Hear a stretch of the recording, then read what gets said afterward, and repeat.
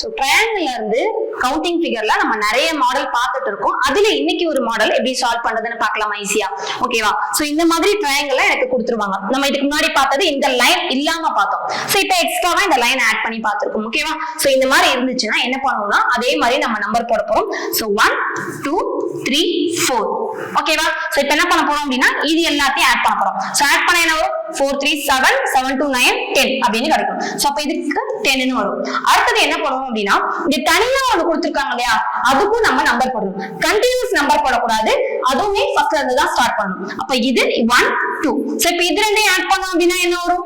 3 அப்படின்னு நமக்கு கிடைக்கும். ஓகேவா? சோ அடுத்து மறுபடியும் இங்க ஒரு லைன் கொடுத்திருக்கு இல்லையா, அங்கேயும் நம்ம நம்பர் போடணும். அகைன் 1 2 அப்படின்னு தான் போடணும். இது ரெண்டையும் ஆட் பண்ணேன்னா 3 அப்படின்னு தான் வரும். சோ டோட்டலா இது எல்லாத்தையும் நம்ம என்ன பண்ண போறோம்? ஆட் பண்ண போறோம். சோ ஆட் பண்ணா என்ன வருது? 16 அப்படின்னு கிடைக்குது. சோ இதுல டோட்டலா 16 ட்ரையாங்கிள் இருக்கு. சோ இதே